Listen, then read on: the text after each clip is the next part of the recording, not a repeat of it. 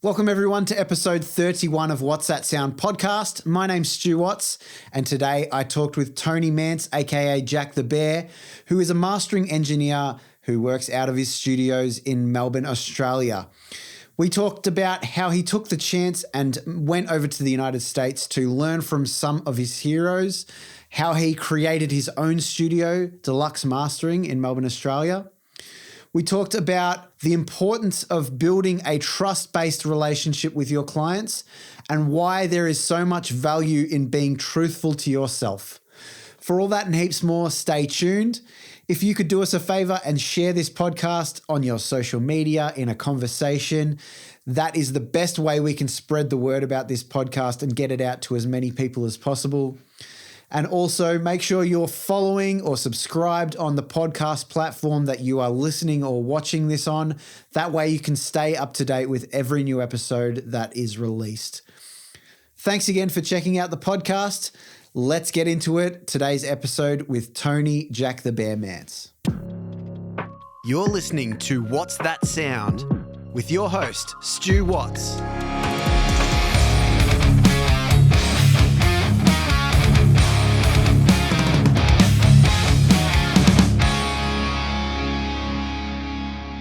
What is going on, everyone? I am here. I'm back for another episode.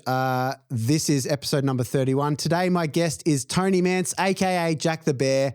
Welcome, Tones. Good to see you, mate. Good to see you too, Stu. Take two for us, huh? That's it. All good though. Let's bloody get right into it. I don't think people need to hear us rambling too much about how things are going, but we will kick it off with a bit of an about you. I know I've known you for a few years, but let's you can tell it better than anyone. Tell us a bit about yourself. Well, you know what they often say, mate, that it's always best to let people talk about you. It's always best to let others talk about you. Yeah, but anyway, look.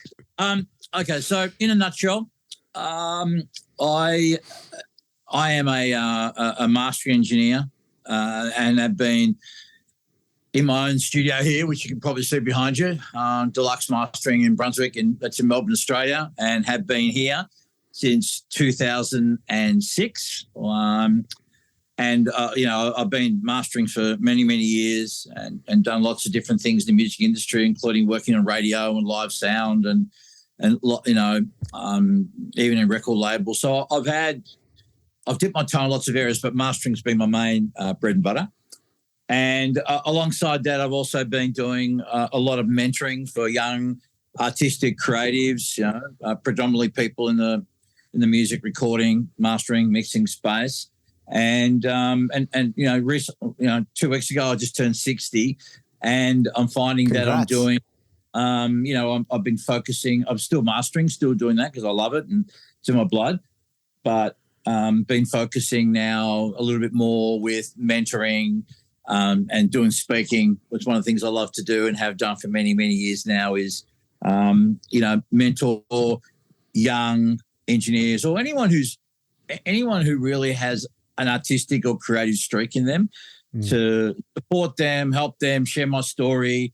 In the hope that they will become inspired, particularly the ones who have aspirations, but for whatever reason are holding themselves back because they have some self-limiting beliefs or not quite sure how to get started, or how to get the road, because that really is the hardest thing. How do you go from knowing nothing, knowing nobody, to getting your foot in the door, making a start?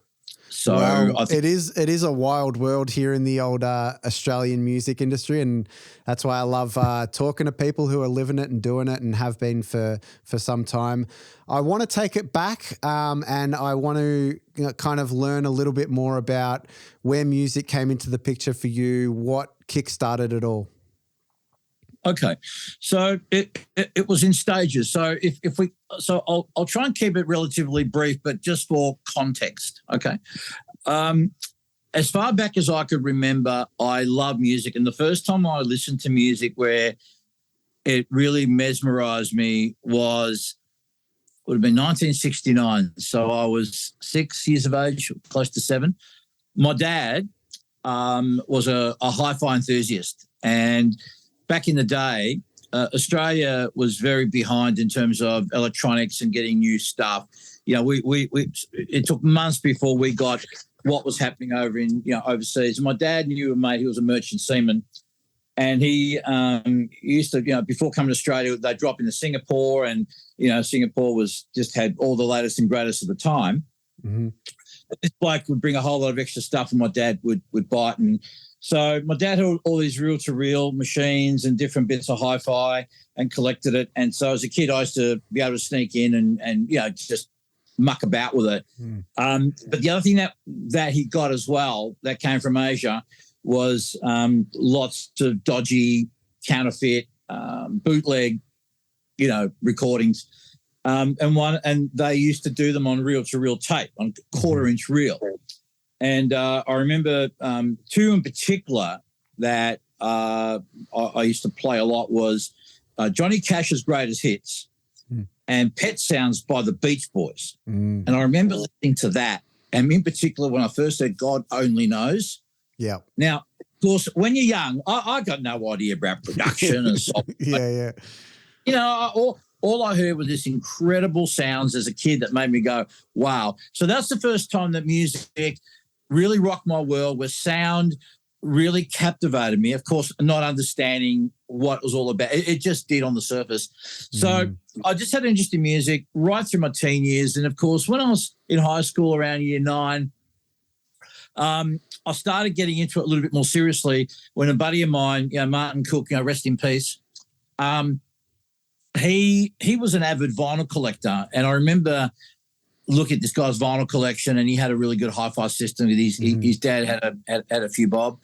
And so I just thought, wow, I could really get into this vinyl collecting thing. And so I got interested in buying records. And, of course, back in the day, as you guys know, and even today, one of the great things about vinyl are the liner notes and all the information that you get and the packaging, as well as obviously, the music.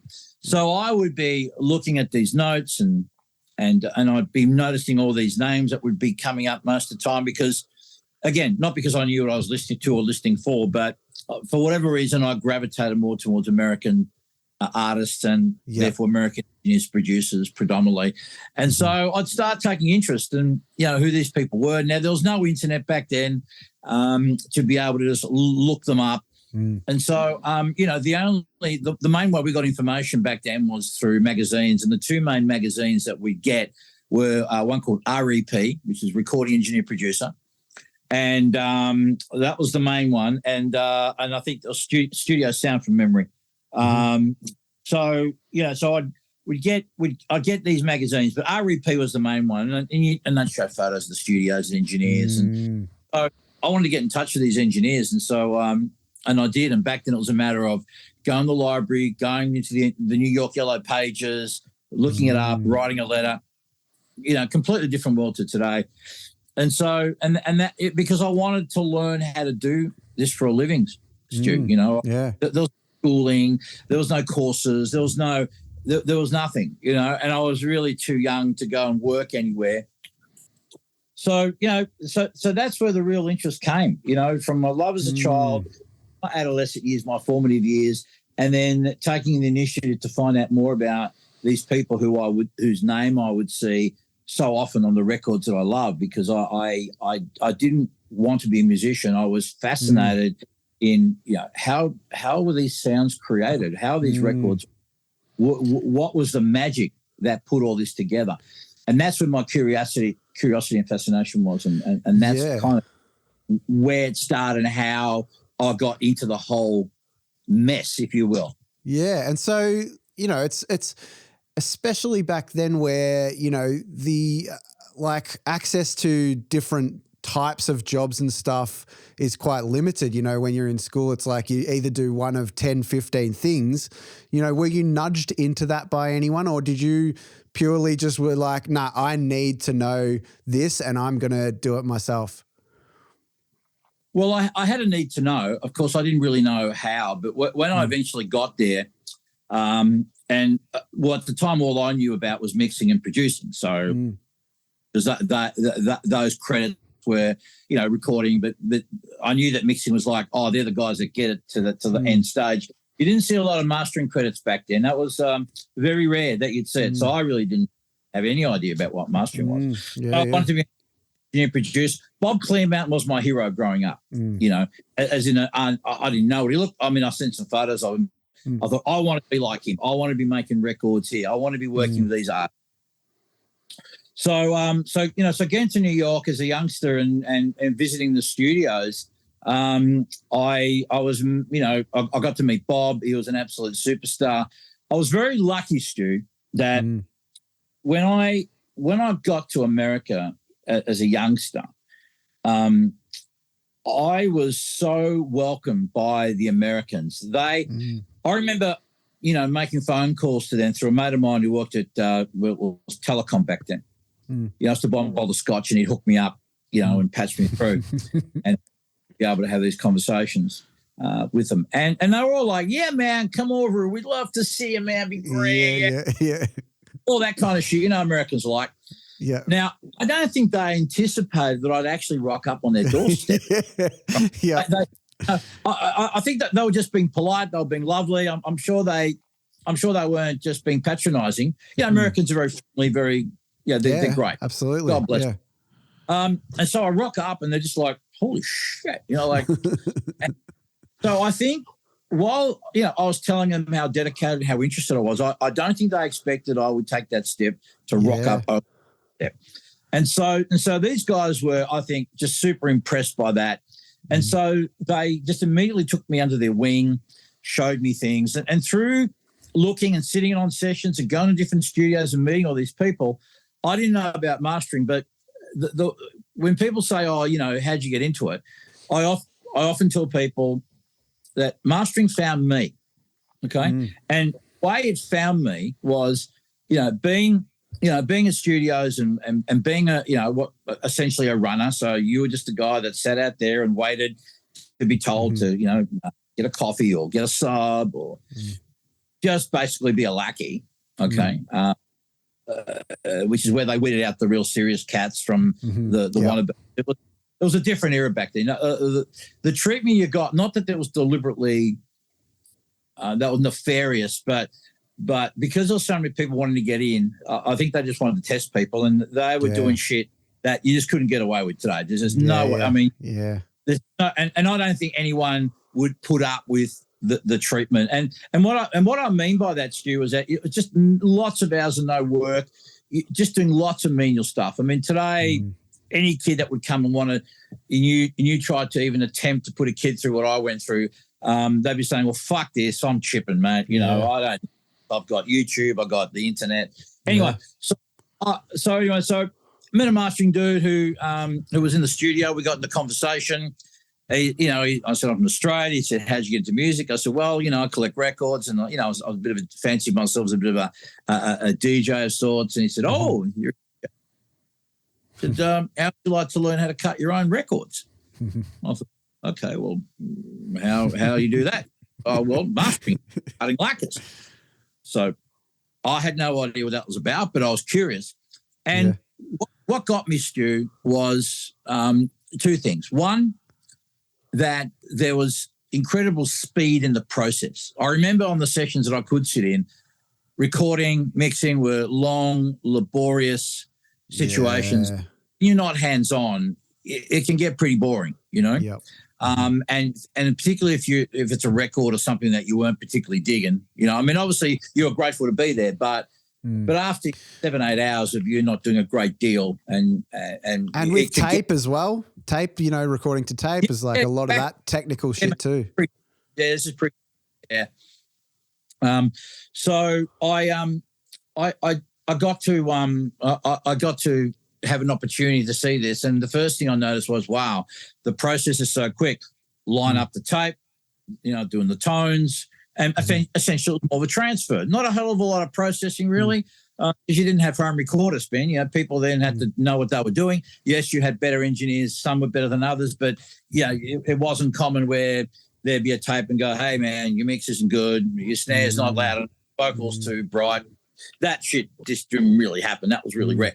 So I thought, okay, so the speed of the job, which meant that you would turn over a lot more stuff, which meant that you had a wider variety. So if you weren't necessarily digging the record that you were working on, no big deal, because there was some, there was some. The next thing probably would have been better. And so, as someone who has who's had ADD all his life, that was, I didn't really know that I had ADD until later, but But back then, I knew that I couldn't sit still for too long. My focus wasn't really as sharp. So this was perfect because it meant that I could work on projects that required a short period of time to really be focused, and then I could just go and then reset till the next time. Yeah. Right. Yep. And that's how mastering was discovered. And the kicker was the fact that he said to me, "Look, what are you going to do with your life?" And I said, "Well." I like just what I'm saying, and hopefully I'll maybe become a mix engineer or a producer. He said, okay. He said, think about this.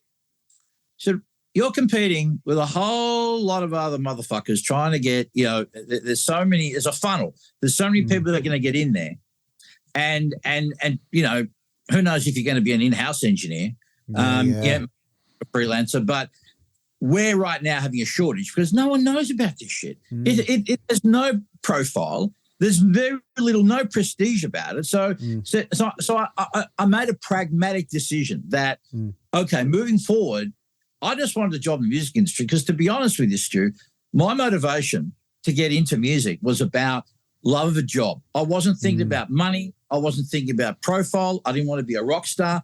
All I wanted to do was do a job that I loved to do and enjoyed, because I worked out very early as a youngster when I used to work in my dad's canteens back in the day that I was going to spend a big chunk of my waking hours working. So the logic tells me find something that you like, because I used a lot of factory workers back then who were Monday morning drudging in. No one wants to work. No one wants to be there. All they're thinking about is smoko, lunchtime, afternoon smoko, home time, or Friday to roll around for the weekend. Yeah. I made a promise to myself that I don't know what price I need to pay, but I'm not going to end up doing that for the rest of my living days. And I've had to do a lot of jobs on the side, building my business and all kinds of jobs, but I never ended up becoming a 9-to-5er or a pen pusher or just a worker for someone else. Well, I'm sure everyone listening can relate to exactly that. And I'm sure that everyone that isn't there yet aspires to be, working in where we are full time. And so that speaks volumes. And so, moving into, working into it, when did you kind of feel like, okay, I'm doing it, I'm here? Well, okay, so let's go to 1999 when I came back from overseas. So it was back to the recession we had to have. Not dissimilar to what the situation is like here. Things were pretty dire. So I came here in January of 91, no money, not a pot to piss in, $8,000 of debt, but I had some level of experience behind me and a little bit of knowledge. And so this is when the whole desktop digital thing was in its infancy. And around that time, there was this program called Sound Tools, which became Sound Designer from DigiDesign, which is now Avid, Pro Tools and all that you're. So this is the very, very early stages. And so I got my start basically being one of the early guys in this town to get myself a unit. Mind you, I had no money to. I'll tell you how that happened. And so basically, I was the main work back then was edit, because everyone was recording to DAT tape back then. And so that's what you needed to be able to edit and compile things, which then went off to mastering elsewhere. But that's how I kind of started on my own. So that was the early beginnings. Being a sound, having sound designer, editing people's tracks to make radio edits and compiling from different DATs to create the compilation that would then be sent to the mastering place, which would then get mastered. So that's really when it was a case of, okay, I've now got my foot in the door. I'm now in the game, and I'm making a start. And that's really where, as a freelance independent operator, doing my own thing, which, mind you, was, set up on a coffee table, in a flat, lounge room or flat. That was the beginning. That's how it all started. Yep.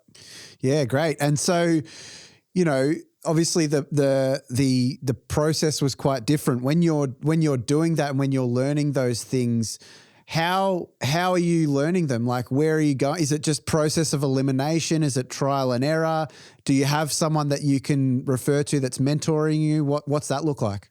Okay, so I had up until then, because I'd already seen it overseas. I'd already seen it and had a bit of an idea. But the guy who really taught me more about anything about it, hands on, was a guy called Michael Costa.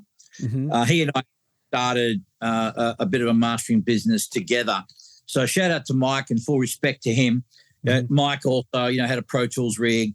The guy which I got the system, and I'll tell you very quickly how I got it, because people sometimes talk about, I don't have any money. Now, I know that these days things are cheaper and better, but back in the day, it was a lot more expensive. So, and I often tell kids that, yes, of course it's good to have money, it's important, but sometimes you need a better strategy, right? And so my strategy was like this. So the guy's name was Rob Stiles, English guy, bless him, who was the manager of a company called ISMT that brought it in. And I said, listen, Rob, I got no money, but I've got some background in this, and I want to build something out. Now, Rob was a salesman, marketing guy. I said, look, the long and short is this. I got to meet this guy, build a relationship and trust with him. And so I'll tell you what, we'll give you one of these and you can pay us off, and we can let people come over to see you, and you can answer their questions, and they can see it in the field in real time. And that's basically what I did, and paid it off, over a period over time with no money down. And that's how it happened. So in answer to your question, there was a lot of trial and error, but I also had Mikey to help me, and another guy called Charles Titaz, who was working them at the time. He went on to work with Avid. So bless those guys for having patience with me. They took my calls, and because I was never I never grew up with computers, or they came into my world, but I still am not tech savvy to this day, right? I'm the least technical person you'll probably ever meet. But these guys were patient, and they showed me. So I got proficient at being able to do what I just had to do, right? I've been one who's rolled super deep, even in today's technology. I got Pro Tools, man, and I reckon I'm lucky if I use 10% capacity. It's just a playback and a device for me. But I do what I need to do, and Absolutely, I'm good to go. Yeah. Now let's dive into kind of more what it looks like these days. I want to eventually get into the mentoring stuff. I want to get into the lifestyle stuff as well, but I want to talk more about process and what a session looks like these days. And you just showed us your room. It's a beautiful room. I've been there. I don't know if it was actually on the screen, but when you start talking, you can show us again. But your room's amazing. It's the best sounding room I've ever been in. But yeah, tell us a bit, expand on that. I've talked too much already. That's cool, man. That's cool. So basically, I've got two rooms here. This is my main room. It was designed by a guy called George Augsburger, old school, classic acoustician. If you go online and have a look at the rooms he's done, Electric Ladyland, Sunset Sound, LA. I mean, premier classic rooms, this guy. So he'd never actually done a room in Australia, and I was very fortunate that I was able to get him. He agreed to come out, design the room, come out here, tune the rooms. So I'm very, very proud that I've got the only two George Augsburger rooms in the country. So how that came about, it took us 12 weeks to build this whole place, and I'll just give you a quick look around. So this place here, we got in here in 2000. We bought in 2005. We started building on the weekend of Australia Day 2006, and we just worked around the clock, buddy, for about 12 weeks, and we finished on the 23rd of April, which coincidentally was the same day my mother passed away. But so we're in a warehouse, and you can see you come up these stairs, and you come up, and we got one of the rooms in there, some mixed room. Anyway, walk down here through our corridor, and we've got all our stuff going on over here. You go and say this place was an empty shop. There was nothing. It was everything. And then we've got a kitchen. We got a really, really beautifully decked out. I've got my lounge here. It's really good, really, really comfortable place. So, so we had a blank canvas, and we so we built this space. As you can see, it's just a beautiful room to come and work in, mate. I've been here since 2006, and I'm still not over it. I still come in here. Feels great. It sounds great. So that's how the room came out. I don't think you could ever get over experiencing music the way that you do in that room. I think it's such a special experience, and I know you're always keen for people to come in and check it out. But if anyone that's listening to this that hasn't been there, that gets a chance to reach out to Tony and listen to some music in there, it's phenomenal. It's the best experience you'll ever have. Yeah, look, they're very welcome to do it. I got the Duntech Sovereigns. I got the Dream speakers I always wanted. I've had them for a year and a half. I always lusted over those.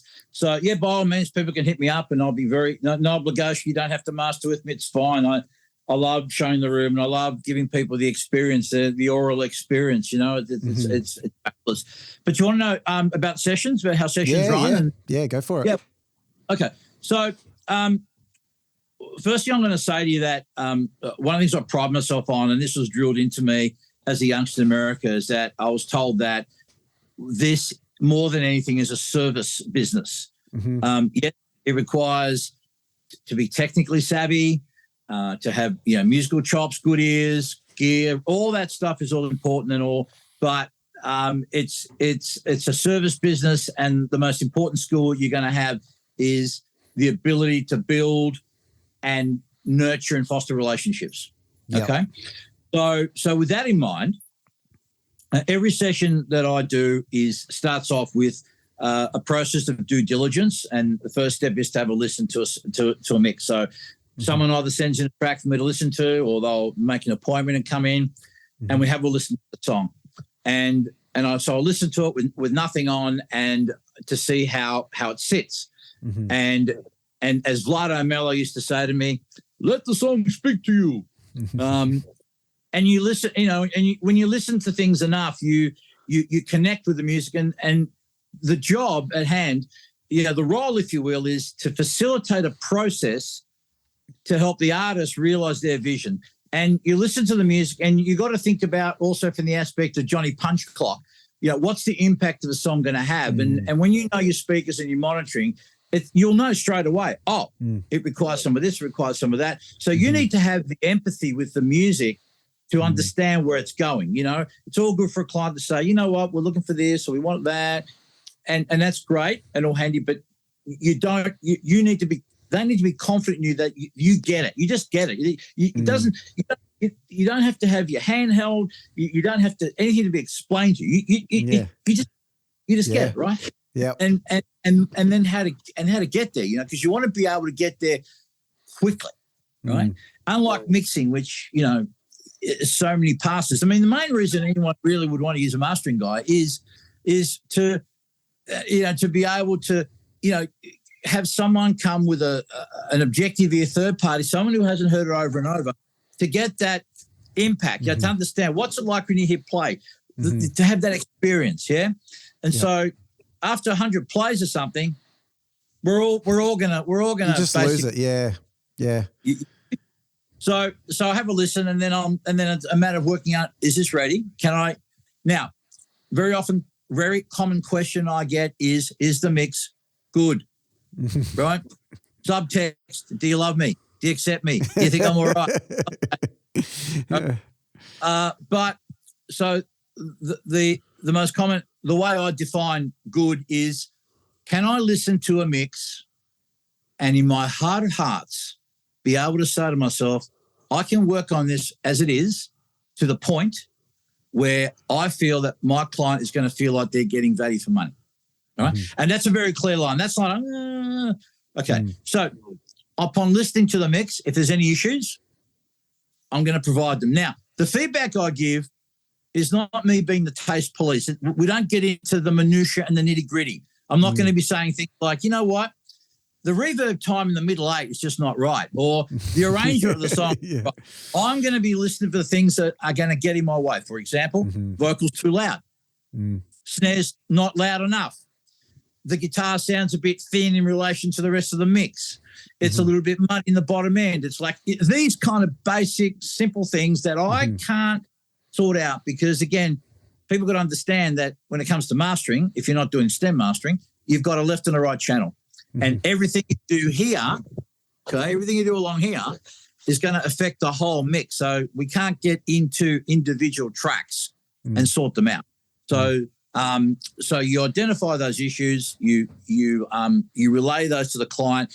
It's really good when they come in here when that happens because sometimes they'll be able to hear other things that they couldn't hear in their room that would absolutely make my job. You know, as a producer, you might think, oh, shit, you know, maybe that delay time could be, or that, you know what I mean? Yeah, absolutely. Make a difference to me. But for the producer or the artist, that helps them too. You know, and that is another step towards getting a better product. So we go through that. Then we'll sit down. And if they're interested in working with me, we talk money. Every job these days is done on a case-by-case basis. It's a very common question I get, you know, how much, you know, or what's going to cost. Very valid question, very reasonable. Everyone's on a budget. Everyone's got no money. But I always tell them, look, every job's different and they can range, you know. And I'll tell you, and this is something that if you're an engineer or a mixer and you're out there quoting on jobs, doesn't matter whether you're a tracking engineer or if you're a mix engineer, don't just give out a number. And that's not you being coy with anyone, because you want to have an opportunity to invite the client for you to have a discussion about their project. That's one way of you showing them that you're interested in them and just not seeing them as a potential job. And here's the quote, which a lot of people still do, to my amazement, you know. So opportunity to connect with a client and then you find out what's involved because you might throw a number and then realize after the fact that there's a lot more involved. And then you got to go back and say, listen, I know I told you it was only going to cost that much, but I didn't realize that there was so much editing or so much comping and that doesn't set a good tone. Or the other extreme, this is where I learned this lesson. At Sing Sing, I had a guy wanted, I want a 10-track album. At the time, the average was about $1,500 back then. People don't believe me that we actually earn as much money in 2000 as we do now, except the costs have gone up. But it's a true story. Anyway, and he said, okay. Didn't hear back from him. About 3 years later, I caught this guy at a gig, and he goes, look, sorry. Sorry we didn't come back, but we thought that was a bit rich. You know, we're just a punk band. It was only 10 tracks with short songs. Now, if I had actually asked the question and did my due diligence, I would have quoted less because I'm just assuming it was a 10-track album, 4 or 5 minute songs. So 10 songs with 2 minutes, you know what I mean, less time. I could have been able to charge less, still make a good living, right? Still get some value. You with me? So I can understand why it's like, well, shit, yeah, I'm not going to pay $1,500 for that. Yeah, exactly. Yeah. So that was a great lesson for me. It was a great lesson. And that's something I suggest that if you're in the caper, look at doing some due diligence. Connect with your potential client and go from there. So we have the discussion. It all works out well. I do the job. I get paid. I always get paid before I release. And here's another tip I'm going to give you kids, right? I know that we work in a world of credit, but if you can, right, don't give anything away, not even an MP3, because for the most part, if you send a mix, or in my case, a finished master, people will say, it's an MP3. I don't give a fuck. It's good enough. It's mastered. It's out there. And people can just tell you things like the dog ate my homework, my mum, all these things can happen. But you know what? At the end of the day, when you got bills to pay, no one gives a fuck, right? Yeah. Yep. And if people come to you with the, oh, you don't trust me. Oh, well, you know what? Then you can flip it around and say, hey, where's your respect for me? You know, In fact, I had a guy that said to me, we did a session. He said, so what are we going to do with this? We're going to, you're going to invoice me? I said, I can write you an invoice, but it'll not only be an invoice, it's going to be a receipt as well because I need to get paid. So, well, so-and-so down the road will give us terms. I said, well, sorry, mate. Now, that was my fault for not bringing it up in the beginning. But prove the point, because he was a great guy. We had a great session. It was a great fucking day, and I didn't want to ruin the vibe, okay? But I still was not going to let him walk away with it because, again, it's not that I don't trust you, but I know that other things can get in the way out of your control, but then that becomes my problem. So I said to him, I'll make a deal with you. I said, how about we go down Sydney Road? Let's go into a shop, and in the same way that you and I just met today, you're asking me for about almost $2,000 of credit. I said, how about we go into a shop and see if you can get $10 of credit, $10, right, from a stranger, and see if they'll let you come back tomorrow with $10. And he looked at me and he just thought about it in a second. He said, I see what you're saying. I get your point. Yeah. So, you know what I mean? It's with music that for whatever reason it's just a given that people are now. Maybe you know someone, maybe they're your mate, maybe you have history, and that's on you. But here's the thing I'll share with you. On the very rare occasions where I got fucked over, and when I say fucked over, I mean had to chase money, usually was from the people that I knew best.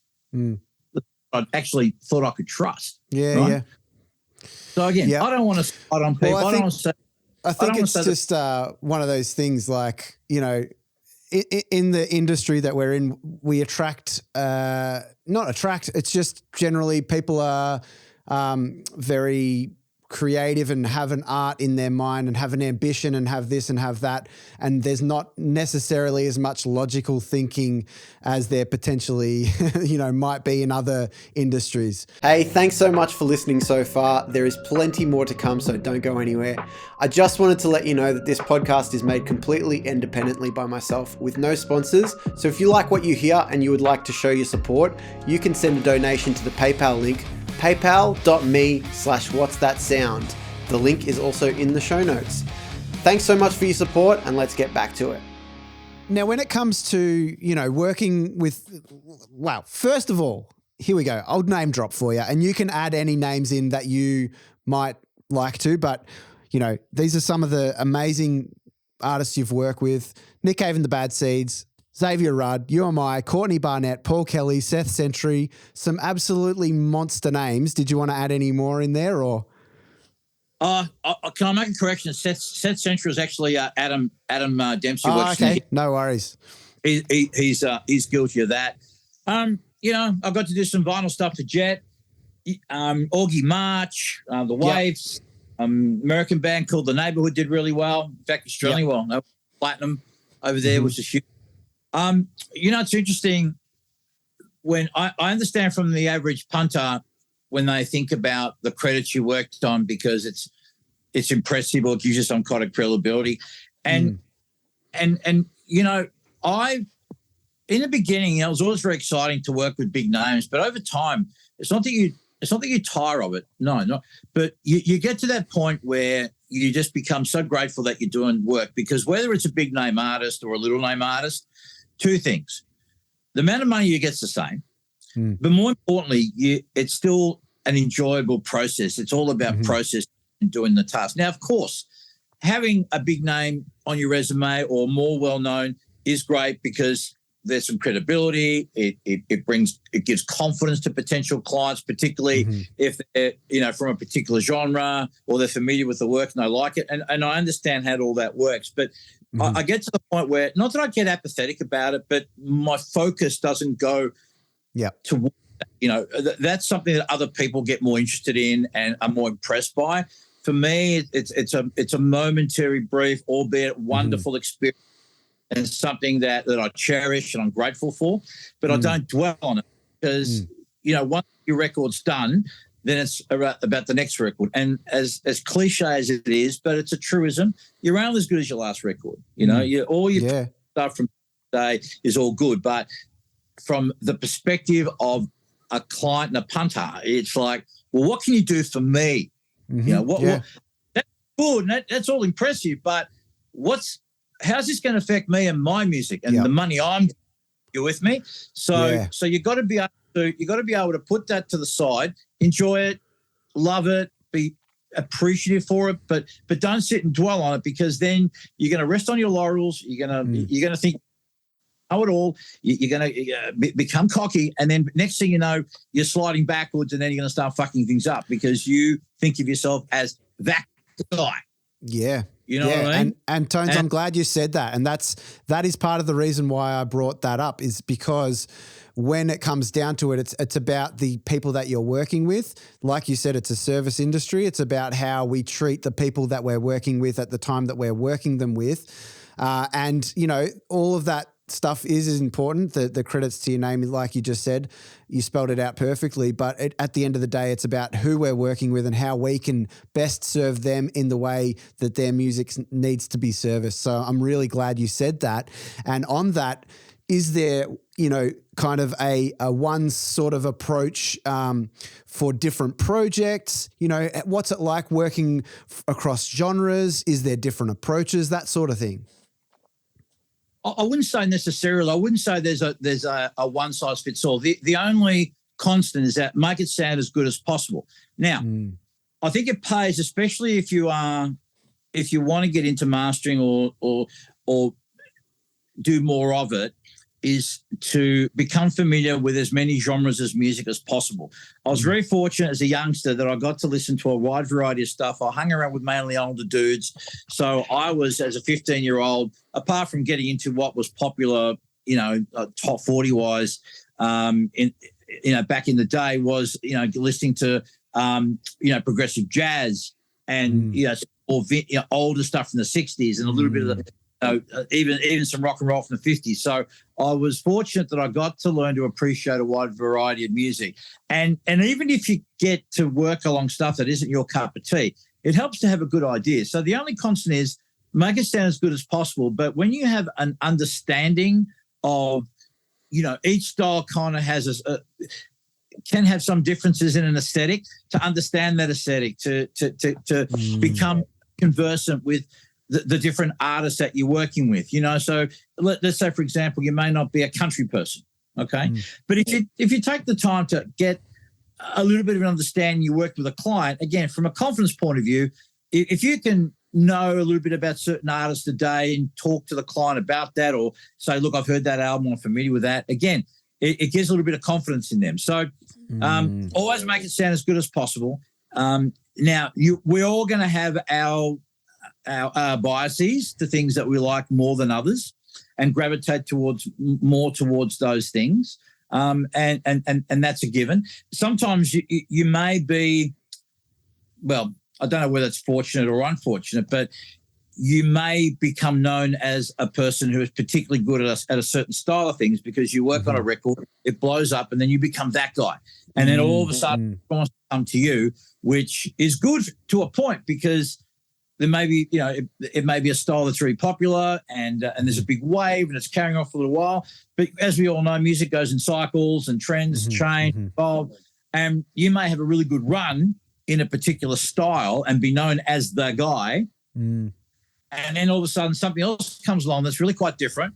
But then these new kids who are coming along into that genre become the new guys, you know, the new sweethearts of the, you know, and then it's like, oh, okay, now you get pigeonholed potentially. Now, in America, you can get away with that because the market's so big for certain things and carry on that you could ride those waves a lot further and they're a lot bigger.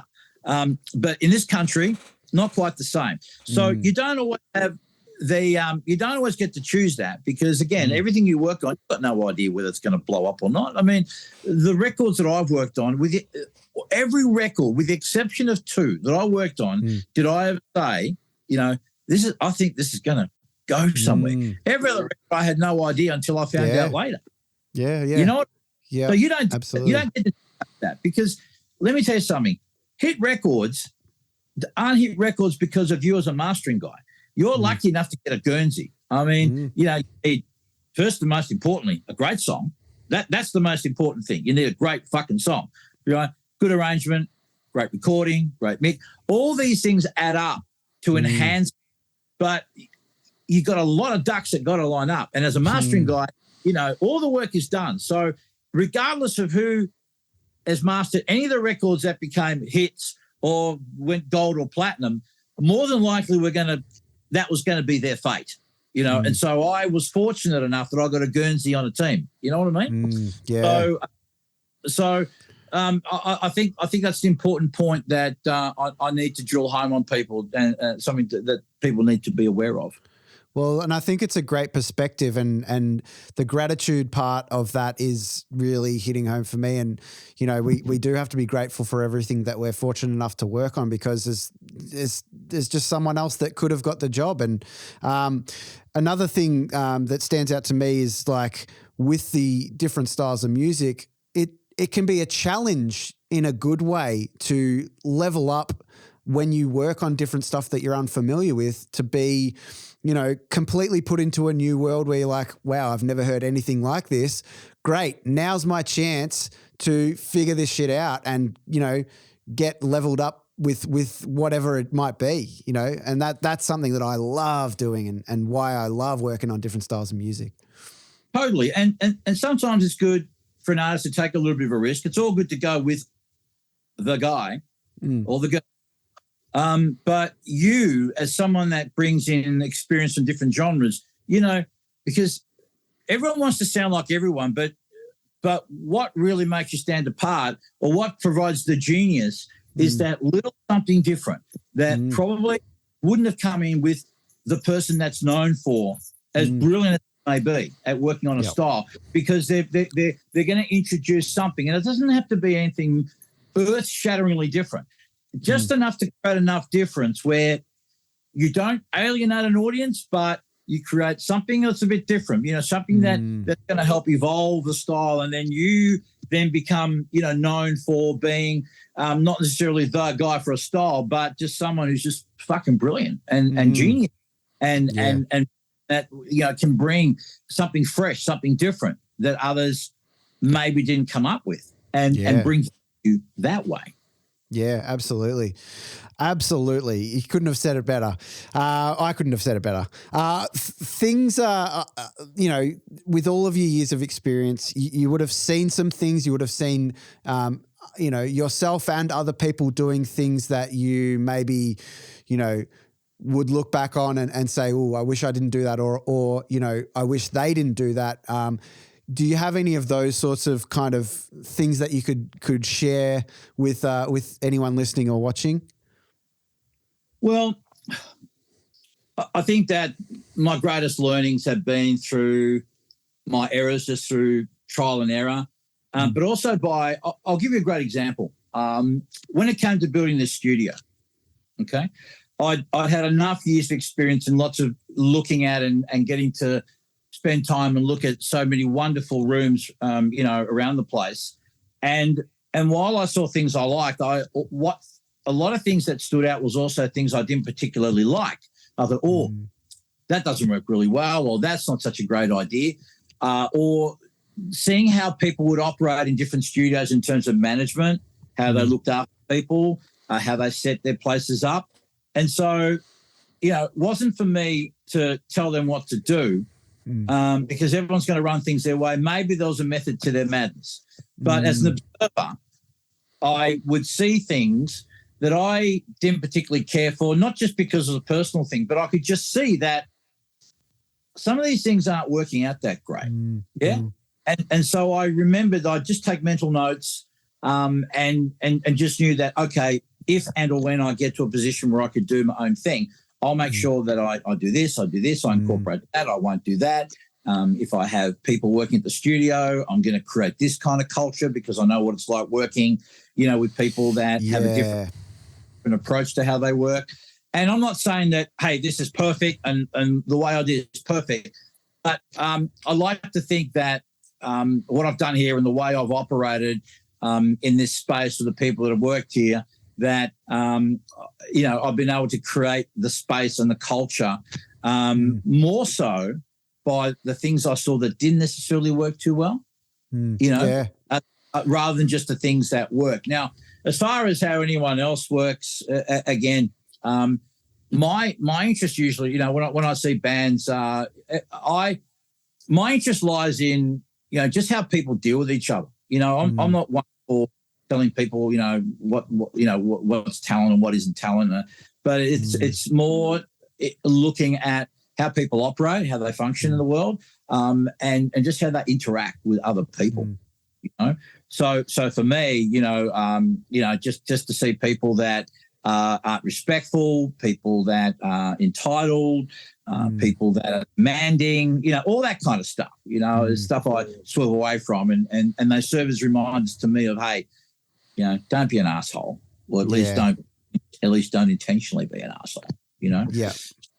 So there's a lot to be learned from your own mistakes, your trial and error, but also from others and how they operate too. It's in fact, you probably get more out of it from that, I believe. Well, I mean, from my experience with you, you've only ever been welcoming and, friendly and always willing to share your time and experience and knowledge with me. And I'm always appreciative for that. So thank you. Look, you're welcome. And look, can I just say very quickly, again, look, that's very kind. I really appreciate it. Very sweet of you. But again, I was fortunate as a youngster that I had tremendous mentoring and great people there were examples to me. And so I realized that, hey, this seems to work really well. So you know what? If I get the opportunity to do what I'm going to do, I'm going to pay it forward and do the same. So yeah, absolutely. Well, let's move on to kind of, a lot of the stuff that you've been doing over the past 10 years with your mentoring. Where did that sort of pop up and what made you want to move into that space a bit more? For many, many years, I've always had an interest in the personal development space. I've never really cared for how very corporate it was back in the day, but and I know that, again, one of my mentors, Mark Berry, back in the 80s, who was a big personal development person, really got me into it, and I could see that it would help, in terms of building mindset. And so I thought, well, if this is something that works for me or that has been helpful to me, chances are it's going to help others, because, there are people out there that may be good at what they do, but they struggle with their own self-limiting beliefs about just life in general. And so I thought, well, again, through my own journey and making mistakes and fucking up, through my own battles of mental health and having been, been caught up in the cycle of addiction and these sort of things, I thought, well, you know what? Well, maybe, there's a lot of other people similar to me, so maybe this is something that I can help by sharing my own story, being really brutally honest about it, because, there's a tendency a lot for people there. It's important to have a good appearance and to present well, but people sometimes, especially with the advent of social media, people are more interested in exaggerating things or embellishing things, or I don't give a fuck. I really don't. I used to, as a younger person, I cared about what people thought. I'm just as guilty as anyone else of feeling that way, wanting validation, looking for all the love in all the wrong places. And once I finally got over that and really started not giving a fuck, I thought, you know what? Maybe I can help others and being honest, because that way it's relatable. Anyone's great on a good day, mate. When you're flying high and it's the sun's shining and things are rolling, we're all fucking champions, But what happens aren't great, and the things they don't always go great. And so I think by being honest with my story and not sugarcoating things, people, no doubt they've experienced what I've experienced to some degree or another. And so that way you can present authentically, where people, I said the most important, Stu, I'm going to say it again, I can't repeat this enough. We live a relationship economy, right?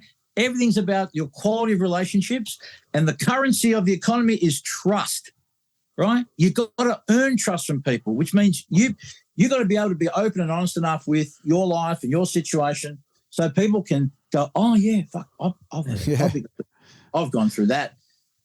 This guy's being truthful, right? It's not just... I think the thing there as well is like, it's so very easy, whether it's on social media, in person, or anything like that, to just know when someone's talking shit or just, not actually being themselves. It's like, I think the people that are fooling themselves the most are the ones that, that are in the denial of like I'm helping here or I'm being this specific way because that's what people want to see. It's like everyone else can see that I'm not going to listen to you because you're talking shit. It is the irony, you know, and we all know it, and everyone talks about it on social media that, you know, oh, everyone's bullshitting. So why do we do it? Like, why do people do it? You know, and because it's fear, right? The I'm not enough. I'm not good enough. I'm not fundamentally okay with myself, and people see right through it. People, you know, yes, there might be some people that are really good at being able to put up the smoke and mirrors, but fundamentally, people feel it, man. They just feel something.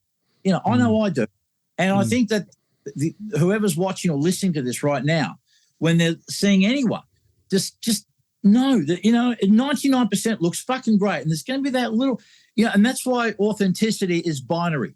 You either are or you're not. Trying to be authentic is actually being inauthentic because you're trying to be something. Yeah. As opposed to, this is who I am. It's all out there. You're completely unapologetic. Now, you know, of course there may be some limits. You know, sometimes people can also maybe be giving too much information or in a way that can be a bit confronting for others, or you know, a point where it's excessive. But fundamentally, you know, just being you, being okay with who you. And I think it's really important to talk about this stuff because it ties in so much with what we do as creatives in the music industry, and any creative in any creative industry. We're creating art. We're creating something that is true to ourselves. And as soon as we start to either work with someone that we don't feel like we're actually suited to work with, or creating the art itself that isn't authentic to who we are, it's audible or it's visible, and it's, you know, and as soon as you work with someone, you say yes to a project that you know deep down inside that you shouldn't for the wrong reasons. People are going to see that and go, this was a mistake. I shouldn't have worked with this person. And it can only damage you if you're not truthful and honest about stepping into those shoes and saying, hey, I'm not the right person to do this, or, you know, whatever that might look like, that conversation. Yeah, look, absolutely. And the amount of times I've spoken, especially younger engineers who are young and up and coming, who will say, well, what do you do in that situation? It's not really a thing, or I'm not sure if I can do it. Now, there's a point where sometimes, you know, to take a risk, try something new, no heart of hearts, you feel something, you know, the amount of times I have passed jobs on to other people, and this is something that I saw in America and Canada. I saw a lot of it where people kind of said, I can do this, but I know there's got to be a better fit, or there's going to be able to do a budget. And what happens is, okay, you don't get the gig today, and it might hurt, especially if you're young and you're trying to get a leg up, and, you know, you need money, and it can be very tempting. But what happens is that you get trust. The amount of time that I've had people call me back down the line, they said, hey, I don't know if you remember us, but you sent us to so-and-so, and we were so, we remembered that. And so this time I think this is going to be a better fit. Again, trust, building trust.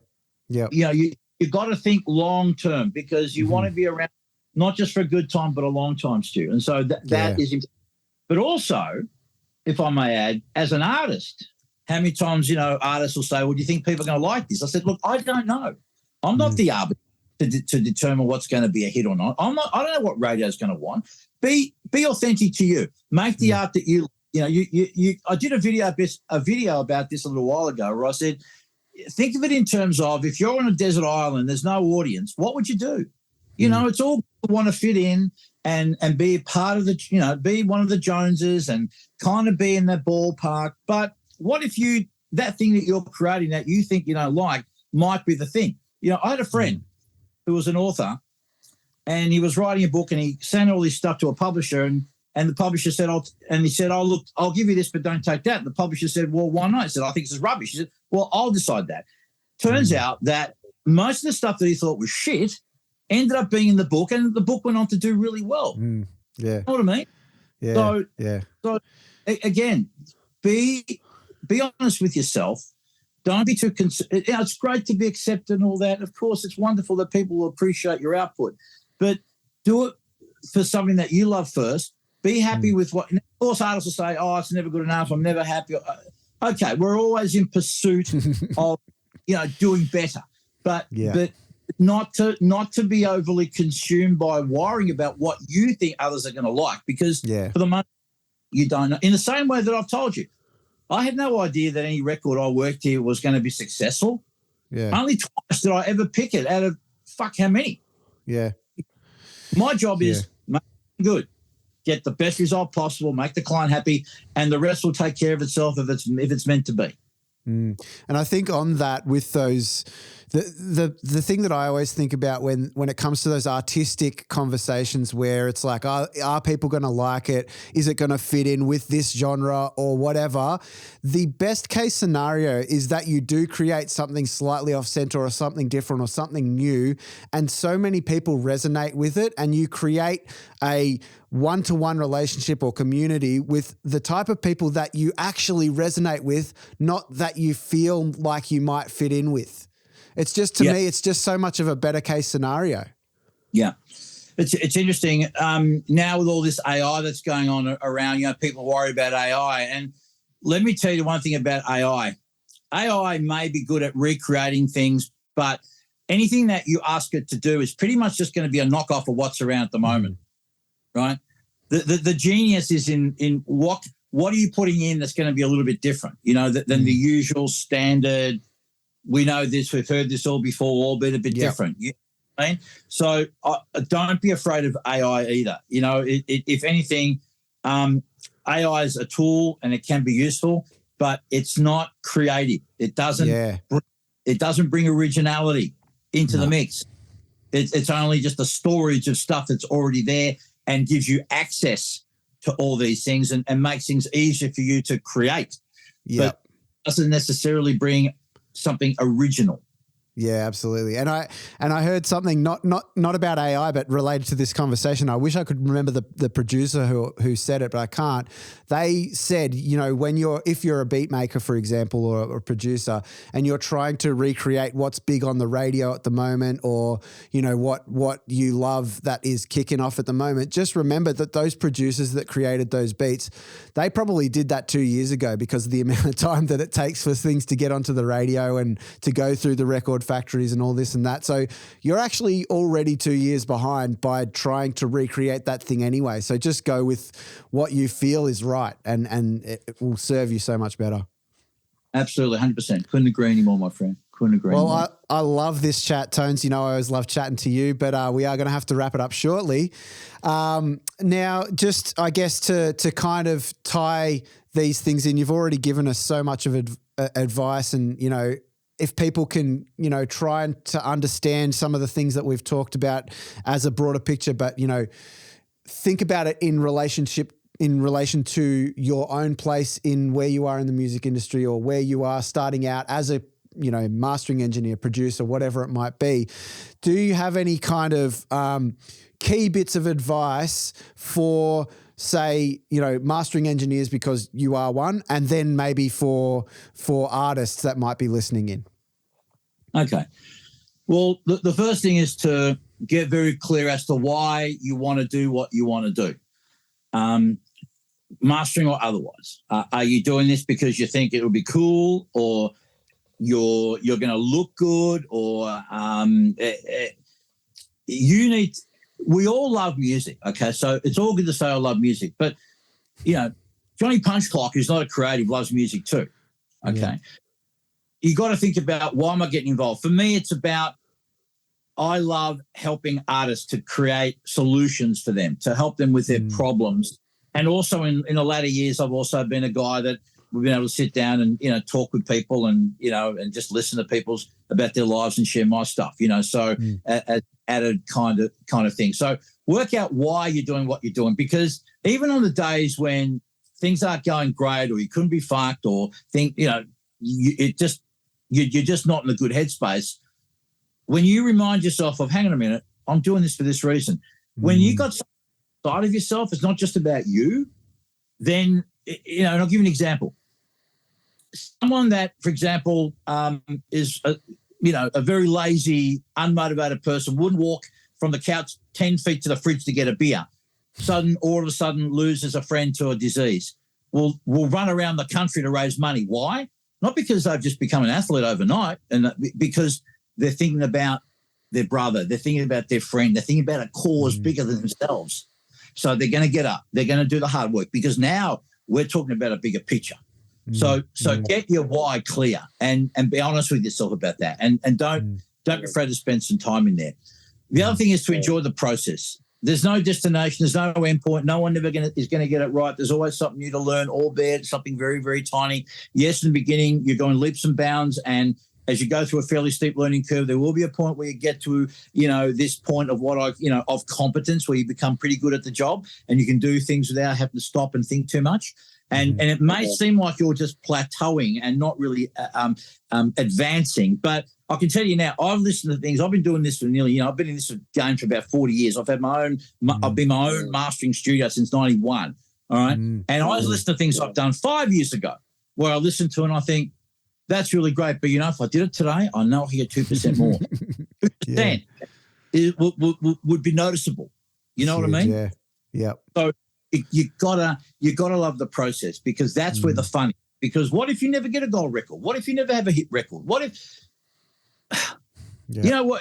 it's going to become very frustrating. Look, I'll share a story with you real quick about people that are chasing things, okay? You're chasing fame, you're chasing money, you're chasing recognition, all right? Now, we all know about greyhounds, yeah? Greyhounds chasing rabbits. Now, the rabbit is the metaphor for what people are chasing, whether it's love, acceptance, money, fame, fortune, all right? Now, greyhounds will run around a track and chase that rabbit, right? And how many times do the greyhounds catch the rabbit, Stu? How many times? Very, very 0.001%. There's usually some technical glitch or a fuck up, right? Exactly, yeah. Or a dog on steroids, maybe. So now tell me, with that track record, right? Tell me, a greyhound for years that's been running around the track that never catches it will keep showing everywhere. I've never known a greyhound to say, fuck this, too hard. Fuck it, I'm over it. Yeah. And why do they do that, Stu? Because they love it. Yeah, born to run. They're born to run. They love it. Exactly. Unreal. So we have to have the same mindset. We love what we do, and we'll keep showing up. Yeah. And we'll keep working regardless. Absolutely. It's so true. It's so true. I love it. And look, the more you do, the more you do something, Stu, repetition is the mother of skill. Okay, to use the Tony Robbins quote. So the more you do something, the better you get. You have to get better at somewhat, and the better you get, people will notice. You'll find that people will start doing your bidding, right? Which is the best advertising, word of mouth, right?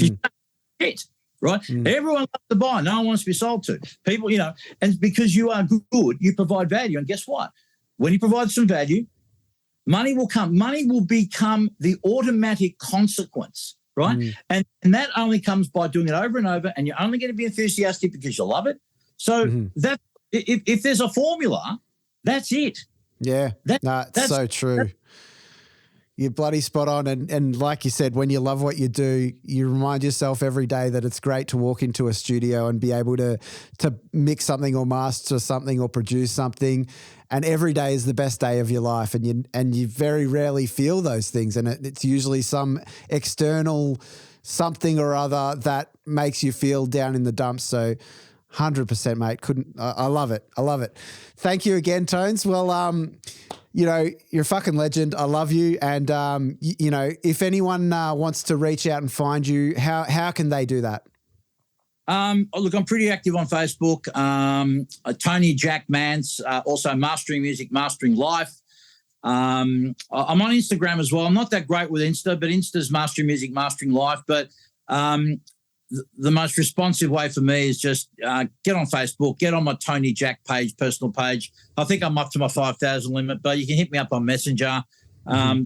Hear from people. And no, I love you too, Stu. I'm proud of you. And I don't need to piss in your pocket because I don't need a new best friend. But it's been beautiful to watch you from your humble beginnings into how hard you worked there at Marshall Street. Thanks, with my under my other protege, Ben Marshall, who I'm also exceptionally proud of. And you're following in his footsteps, and and full credit to you, buddy, because you've done all the work. And I, as someone who's an older cat, I genuinely love to see people do well. I'm very invested in people's success. And if anyone that's been, whether they've been interned here or whether, they've been mentored by me, even if it's one or two times I spoke to them and I see them do well, I never, ever, ever take credit for any of their success. They do the work, but there's something so satisfying about the fact that you actually know that person and you know their struggle, and maybe you said something that set them off in a different direction, that a different trajectory in life. Because I know I've been on the receiving end of that gesture, that kind word. That the greatest thing you can do for a kid is to have them believe that you believe in them. And as I said, you can't bullshit a bullshitter. So when someone you speak with gets that feeling of like, this person gives a shit and fuck, you do not underestimate how powerful that is. Yep. And that's where the truthful honesty and, not faking it comes right into play, and that's how you build the relationships and et cetera, et cetera, et cetera. 100%. So it's been a great talking with you, Stu, and talking to your audience, and thank you again for the opportunity to be on your podcast. It's been a pleasure, and again, love you dearly, mate, and continued success to you and to anyone who's watching and listening to this. And here's to all of us making great records and, more importantly, enjoying the process while we're doing it. Thanks, Tones. Appreciate you, mate. Cheers. And thanks to everyone for checking this out. We'll see you next time on What's That Sound podcast. Thanks for listening to What's That Sound. Make sure you hit follow or subscribe on your podcast platform to stay up to date with each new episode. We'll catch you next time.